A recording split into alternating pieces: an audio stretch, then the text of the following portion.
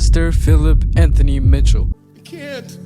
It's like, I don't even know what to say. I'm going to pray. I just want to pray. He's not new here. This is the second time I'm reacting to a video that includes Pastor Philip Anthony Mitchell, and this time he's in a podcast with Lecrae. And this one really caught my attention. I actually watched it a while ago, but I'm deciding to react to it this time because it's just, I feel like there's this part that is so powerful that I want to share with everybody, and especially those who are on a journey with God like I am, because this one spoke to me a lot. And I feel like a lot of people could use this message. If you haven't already, guys, please make sure you subscribe, like, comment, and share. And you know what I'm saying? Support the ministry. And yeah, let's get into it. I'm curious how you address, because you got a lot of young millennials and Gen Zs. All millennials and Gen Zs. Right? Yeah. And you and I know that the mountaintop experience is not the Christian experience. Bro, come on, man. Right? It's more valleys Bro, come on, bro. than mountaintops in this journey. Come on, bro. But when you get a lot of those young individuals in there, and they on fire and they hear you speaking and they hear the word of God coming forward. A lot of them have youthful idealism and they gonna kick open the doors and go crazy. How do you teach them or encourage them to you can't do this on adrenaline? Yeah, bro, I think that's a powerful. I'm going to speak on this because that's me. I did that. As soon as I got the vision, I got on, you know what I'm saying? I'm going to go get it. But then when I started to get trials and tribulations and a lot of hardships come with that, right? I felt like I wasn't moving forward in my life. And I felt very discouraged, you know what I'm saying? I still feel discouraged sometimes. To this day, very, bro. You don't understand. It's hard. But it's like what he's saying is facts. You know what I'm saying? Exactly what he's saying is facts. I expected to go boom on a rapid uphill, but I went downhill instead. You know what I'm saying? And I'm like, what? This is not what I expected. So it really hurt. And this is what Pastor Philip Anthony Mitchell said. And this is why I'm sharing this video, because this spoke to me a lot. Let's watch. Question, and I think that's a powerful question for the times we're living in, right? So you and I know that we're living in a generation that's hyper ambitious, right? Not only we live in a generation that's radically individualistic, but we're also living in a generation that's hyper ambitious. So we live in a time when the generation that I lead is like, you get a revelation from God on Monday, you trying to carry that out on Friday. Yeah. Like, we try to go from a word from the Lord and skip process to putting things into fruition. And so when I think about the demographic I lead, thousands of them, the majority of people in our church, you already know, medium age 25, mostly millennials and Gen Zs, they are of the first generation that have access to so much information. Watch this. We got so many windows into everybody's lives. So we seeing people on mountaintops who have been in process for 10 years, 20 years. And then we seeing that. I think we want that same fruit in 5 years what it took somebody else 10, 15 years to get. Yeah, this is exactly what I am talking about. I expected myself to just boom, all of a sudden grow and end up in a position where I'm just like, yeah. You know what I'm saying? I just expected myself to get up there. And that was not the case. And man, my faith, bro, was tested so many times because I believed this fact. And hearing this, it's very discouraging for me. I would say at some point I do get discouraged, but I feel like that is where my faith comes in, and where I feel like I need to stay faithful to it and trust the process. You know what I'm saying? Because it's hard, bro. It's super hard, especially when you are trying to be consistent. But yeah, a lot of people most people up here on the mountaintops took them a long time. You know what I'm saying? And who am I to expect to be at the mountaintop when I just started my craft, when I just started my mission and my ministry? How do I expect to get up there when there's been people who's been doing it for years and they're not even close to that? You know what I'm saying? It doesn't make sense. But yeah, let's keep watching. And so with that hyper ambition, I try to encourage as many people around me as possible is that process is very important, right? And that a lot of y'all are asking for things you don't have the character to sustain. Sheesh. You don't have, watch this, you don't have the scars to sustain. You haven't fought enough battles to sustain. And then you see mountaintops, but you don't see the valley on the backside of that mountaintop. So it's even like right now, you and I was talking about this before the pod started, right? Like, whatever's happening for us right now, like people, you know, whatever's happening, I don't see all the stuff that people are seeing, but you know, people tell me, oh, we saw you on this, we saw you here. I don't see all of that. Whatever's happening for us right now, people talk like all of this just happened overnight. Bro, I've been pastoring for 12 years. And this, bro, But it's only now. yo, and this is what's crazy to me. He's been doing this for 12 years. I don't know how this man endured through all of that, but 12 years?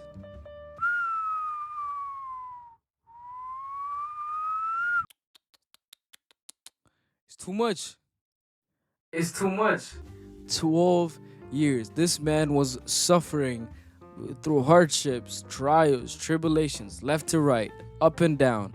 You know what I'm saying? He struggled for 12 years. He stayed faithful. And now look what God is doing in his life. That is so inspiring to me.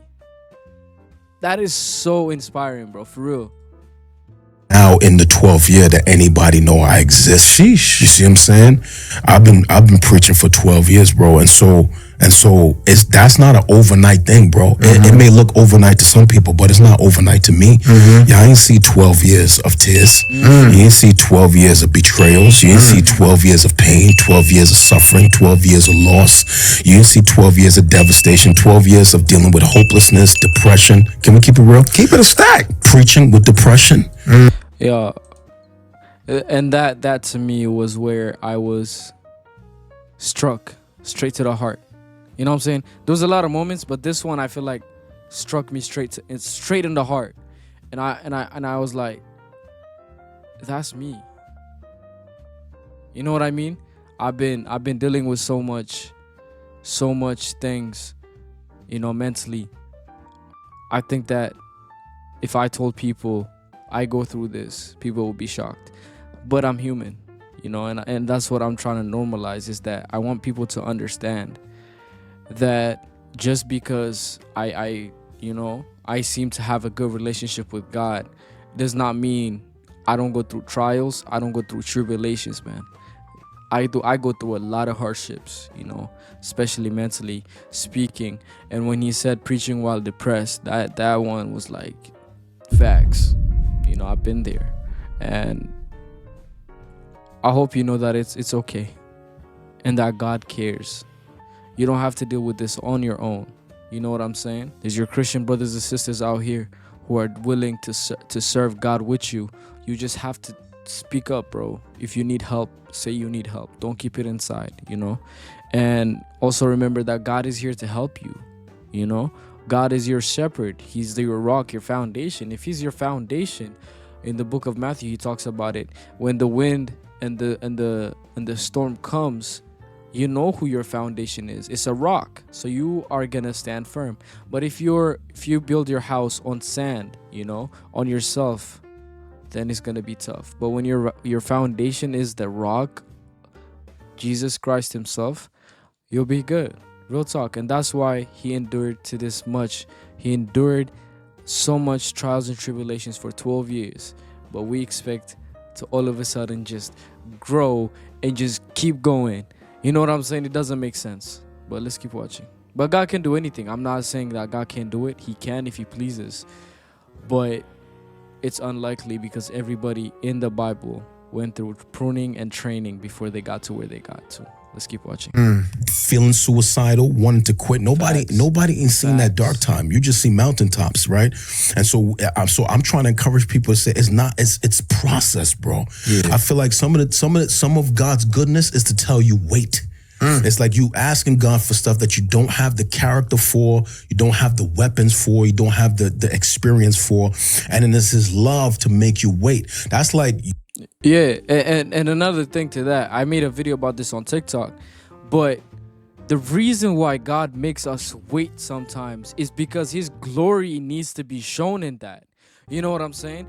Like, I use the example of Lazarus. If Lazarus hadn't, like, if God went to Lazarus without Lazarus dying and he healed him from his sickness, that means that the whole story of Lazarus getting raised from the dead would not exist. And we wouldn't even know about it. We wouldn't care about the fact that Lazarus was resurrected by Jesus Christ. It would be like every other person that Jesus healed, because Jesus healed on the regular. But Jesus did not raise people on the regular. So when we see the fact that Jesus waited for Lazarus to die, and when he went there, Martha and Mary were telling Jesus, you should have came earlier because you could have saved his life. But now Jesus is telling them that he's not dead and he's going to rise. And then he says with a loud voice, Lazarus, come out. And then we see Lazarus coming out from the tomb.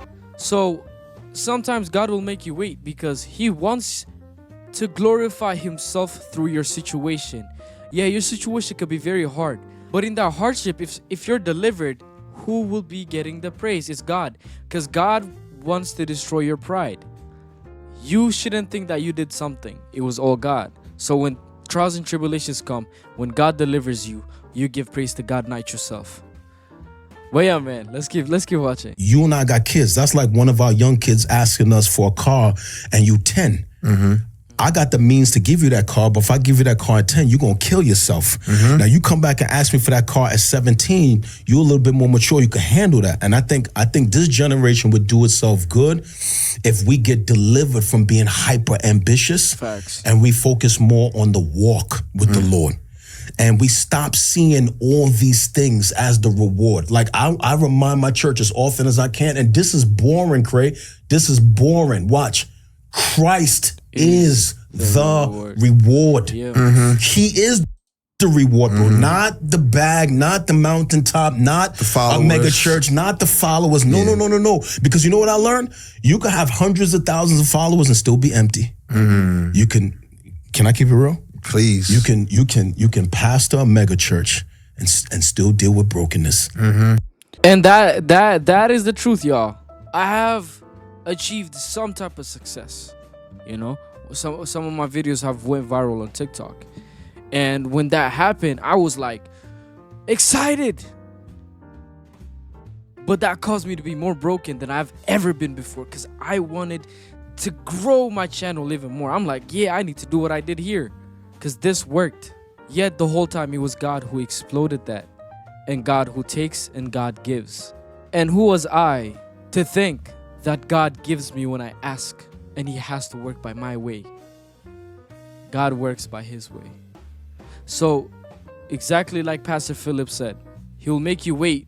You know what I'm saying? Just the same way, like if you're 10 and you ask me to give you a car, I'm not going to do that because you're going to kill yourself. It's the same thing asking God for a situation that you can't handle, right? So I think you need to wait patiently. I need to wait patiently. And like he said, I need to stop being super ambitious and realize that the true reward is Jesus Christ himself. I don't got to worry about nobody else. When Jesus Christ is my reward and my pride and my rock, my foundation, who else is there to worry about? Really? And I think that was a bar. And I think that people need to live by that aspect in their lives and realize that Jesus Christ is your reward. You don't need anybody else. You don't need anything else but Jesus Christ himself. And when you have Jesus, you have everything. Real talk. Let's keep watching. And still realize, watch this. Oh snap. You got thousands of people at your church, and I need Jesus more now than ever before. I'm more acquainted with my brokenness now than ever before. I realize, well, I know you've learned this because you've been in the public life for over a decade, bro. Like, yo, you get to all these mountaintops and then you look over and all you see is another valley. Yeah. And you realize it's not all what people made it out to be, bro. Yep. You don't see the backside of blessing. Yep. You see more eyes on you, more arrows on you, more people you're responsible for, more problems, you know, bigger ministry, more moving parts. It's like people don't see that stuff. Yeah. So you got like, and this is why I could probably get in trouble for saying this, bro. This is why, like, I'm getting fed up in our country with all like the church growth conferences. Some of them may have a place, But I feel like a lot of young pastors go to stuff like that. Yeah. You get all of these handles from mega church How to pastors. grow your church. How to grow your church. If you just do these 3 things, your church will grow into the thousands. If you do these 8 things, your church, and you're not taking into account God's sovereignty, you're not taking into account the heart of that leader, you're not taking into account God's perfect will, then you leave from these things.